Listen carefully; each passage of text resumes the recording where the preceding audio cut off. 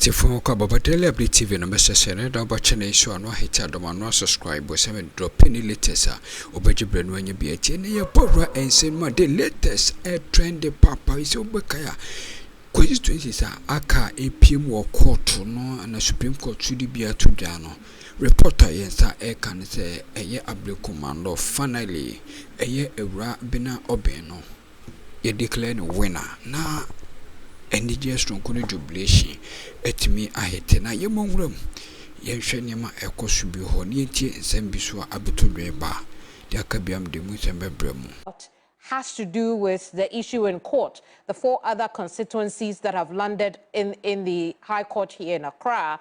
And he talks about that mandamus application. Let's put that aside because we'll go deeper into it in just a tad. Now, let's look at the Dome-Kwabenya and their reaction to losing the seat. You heard what he said. What are your thoughts?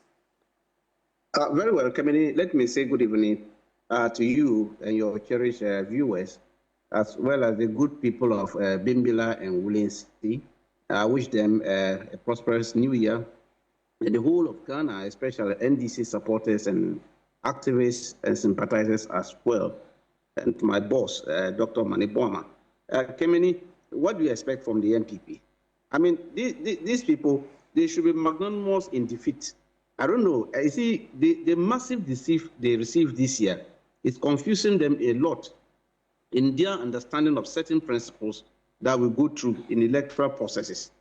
You know, our position has been very clear about this Dome-Kwabenya thing. Even the last time we met and we told them point blank, look, you cannot use the lapses of your presiding officer to punish electorate as well as candidates as well. You can't do that. Even if you look at the Supreme Court ruling of 2013, when the MPP went to court with petition to challenge the presidential election, the Supreme Court made a ruling on that. The fact that a presiding officer made a mistake should not be a yardstick to punish electorate or candidates. That should not be the basis, because he is not the one, the decider. The decider of the vote is the voters. They come in queue and decide who they want. Yours is to just count and put their votes in order. And so in putting it in order, and then you decide to mess it up, you shouldn't use that one basis to punish the voters. I see. It is only when there is an overvoting that you can nullify a polling station votes. But where there's no overvoting, the voting went on right, and you, the presiding officer, instead of putting it on the right pink sheet, you decided to use a specimen pink sheet. That should not be a basis to punish the electorate. And that has been our position. And look, let me take the opportunity to praise the Electoral Commission. I mean, I said it several fora that when they do something right, we need to congratulate them. But if they go outside their parameters to do something illegal, we will condemn them. Certainly, that one, they won't allow it to glide. And so today, I congratulated them. Even at the mini IPAC meeting today, I told them, Madam Jean Mensah, and I said, you guys, you have done well. This one, you've done a fantastic job. You've reasoned with us. You've gone through the process. You realize that, look, the mistake was not from the electorate, it's not the candidate, it is your own presiding officer who didn't do her work well. And that should not be a basis for cancelling that polling station. And is that what you're referring to as the mistake? Yes, that is what I'm talking, the mistake. Very well. So the mistake on that point, let's stick with that, what you have called a mistake, and go back into the event of the last few hours this evening. When the Electoral Commission addressed the press, right? She talked about the fact that at the Abokobi Women's Training Center, the polling station in contestation, the one that the Electoral Commission had attempted to rerun, she said that both you, the NDC, and the NPP didn't have the pink sheets for that particular polling station. Subsequently, they found a pink sheet which had the presidential training inscription on it. According to her, that should not be the case. The presiding officer then had also told the commission that she didn't go there with that. She doesn't know where that came from. When you hear that and you still accept the results that was announced for that polling station, you are also adding on to the problem, aren't you? No, Kemeni, I think the media didn't capture it well. What happened was this. Not that she didn't, she has a presidential and parliamentary pink sheet. Then when she finished counting, we started with the presidential counting first. When she finished counting the presidential ballot box, instead of her to pick the presidential pink sheet, which is the from 8B, she rather picked the from 8A and started writing the names of the candidates on it. The parliamentary pink sheet doesn't have names on it. So it was in the process that one of the agents drew her attention that, look, you are doing a wrong thing because that pink sheet you are entering is for parliamentary, it's not for presidential. So she has to cancel it.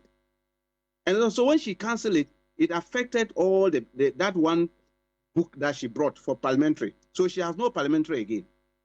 And after she finished the presidential and now gone in for the parliamentary box, after counting it, she has no pink sheet to fill the parliamentary results again because she has destroyed the parliamentary pink sheet. So what happened is that they now said, okay, then let's pick the box and go to our office, district office. Maybe we can get a replacement and enter the results. At that time, they had taken videos of the count and everybody has known the results that, look, NPP had 114 and NDC had 223. And so they knew the results. So on their way to the constituency district office of the Dome-Kwabenya, I think something happened along the line and that they were attacked. And also she left and later on came back and took the specimen 1 from the office and fill in the results. And because it's specimen 1, no party agent was going to get a copy because it's a specimen 1. It doesn't have carbon copies. And so that's why the agents didn't have. The NDC agent didn't have, the NPP agent didn't have. That's what happened. And so again, clarify for me, because the chairperson didn't say for sure.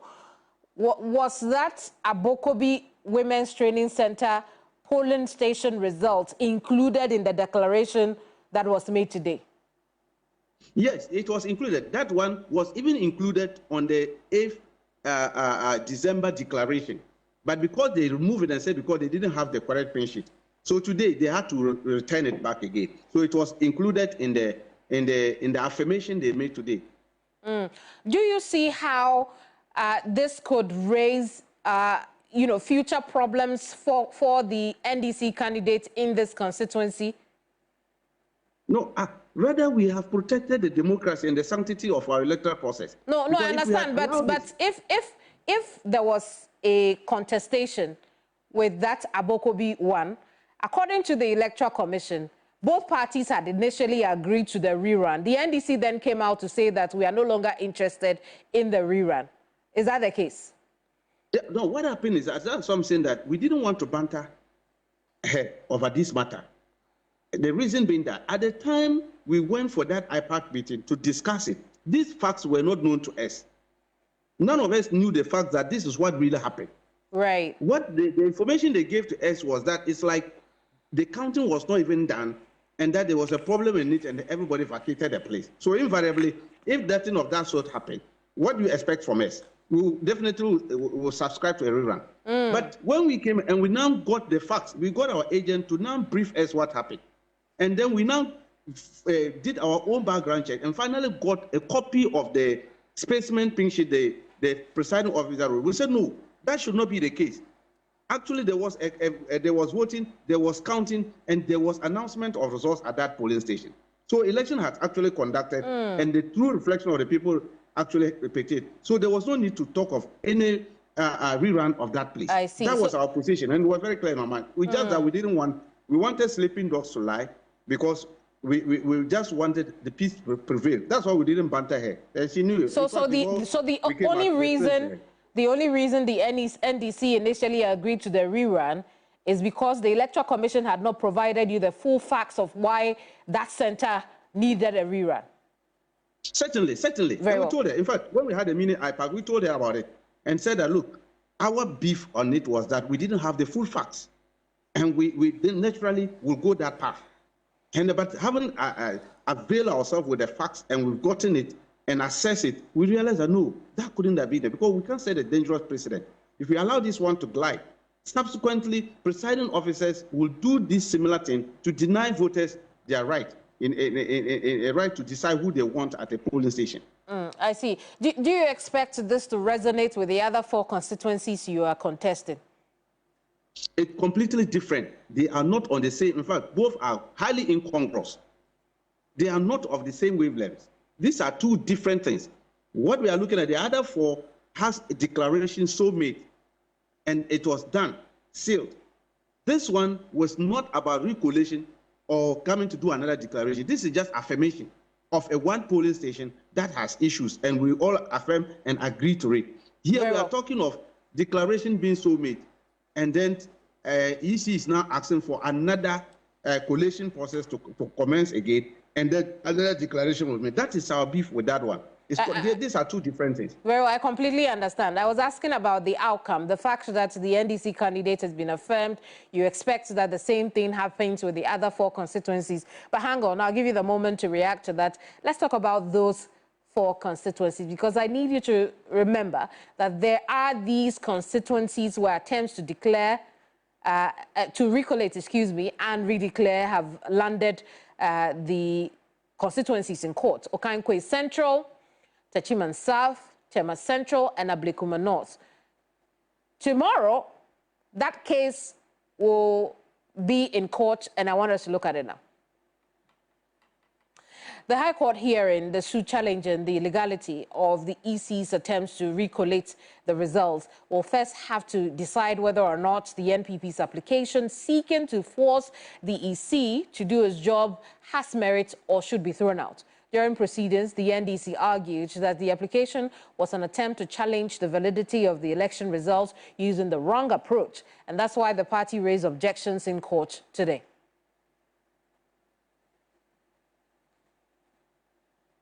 What is the outcome? The outcome is about election results, right? So the simple argument they were making was that Section 16 and 20 of the ROPA Act, that is PNDC Law 284, says that there are 4 grounds you can challenge an election petition, right? And it has made that you are talking about intimidation and the rest. And we are saying that within, you cannot come under Mandamus says that they should perform a public function or public duty. The NPP also had its time outside of court. Originally, the NPP's counsel, Gary Nimako, noted that the purpose of the suit had been wrongly perceived by the NDC. Their counter-argument is that there was no officially declared results, hence no need for an election petition. Majority Leader of the NPP, Alexander Penyomaking, has been explaining their position. The body in charge of the elections says that the elections have not been concluded. They are saying that their officers were threatened, were cajoled to do an illegal act, and the law allows them, the CI allows them to ensure that the right things are done, and that is what they've done. There is no official declaration. It is the Electoral Commission that does declaration of results. It is saying that it has not concluded. What it has concluded is the final collation, which declared all our candidates whose matter is in dispute the rightful elected candidate. Tomorrow, when the case is called, Presiding Judge Ba Forson Ejapon will decide which of these arguments before the court or pleases the court, and the decision of the court will inform whether the case progresses and how. Now let's bring back Dr. Rashid Tanko Computer. He is the Deputy Elections and IT Director for the Electoral Commission. Doc, I'm glad you could stay with us, but quickly, let's go on this tangent. You heard Haruna on this matter as well. He felt that the NDC's argument really did not hold any water.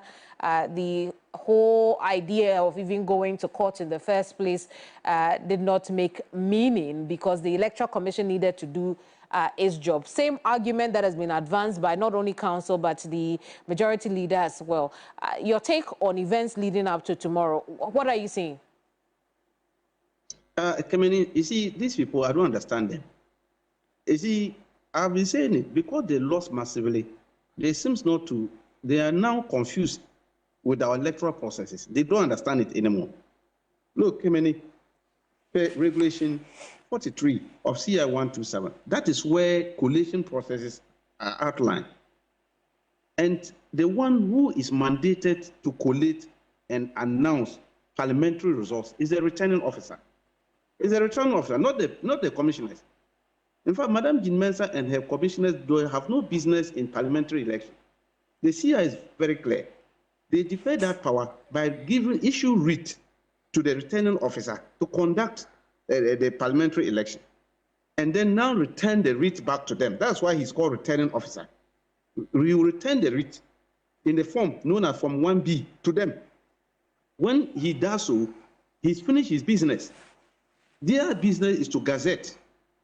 And then whoever has problem with the announcement or declaration made by the returning officer in the constituency can now go to court, High Court. That is, our constitution made it very clear. Article 99(1) talked about the High Court having jurisdiction over parliamentary elections. And grounds on which you can go to High Court can be found on PNDC Law 284, subsection 16 and 20.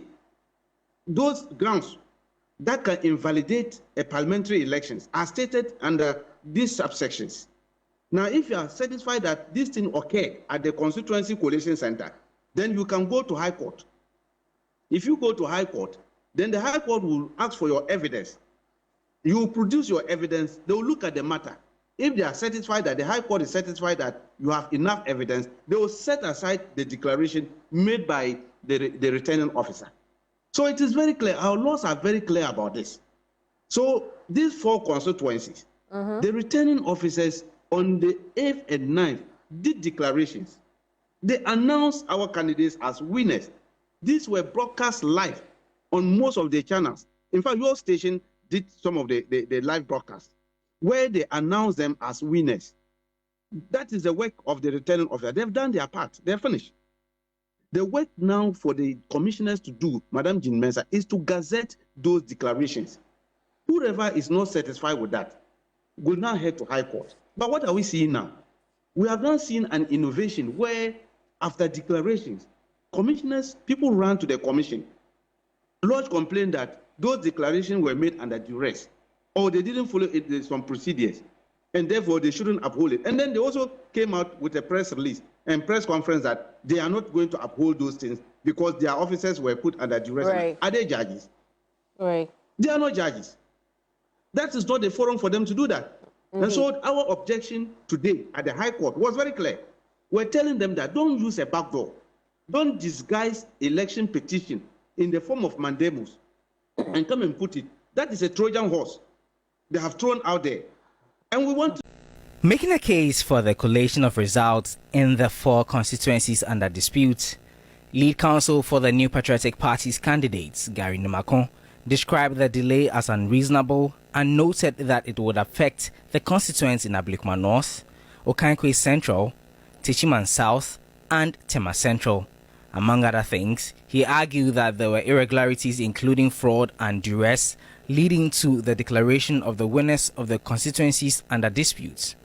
He requested for videos of the declarations to be played in court to buttress his point. Counsel for the Electoral Commission, Justin Amanuvo, supported the MPP's application to collate and declare the results as it was part of its mandate which had been truncated. He argued that failure to do so will affect future elections as more interferences could occur. But lead counsel for the NDC parliamentary candidate, Godwin Eduji-Tameklo, vehemently opposed the MPP's application. He maintained that the rules of the application were not being adhered to and rather looked like an election petition with the orders they were seeking from the court. After more than 5 hours of proceedings, Justice Banfos in Japan adjourned the case to Saturday, January 4, to rule on the MPP's application. NDC Director of Legal, Eduji-Tameklo, reacted to the court's earlier decision on the objection.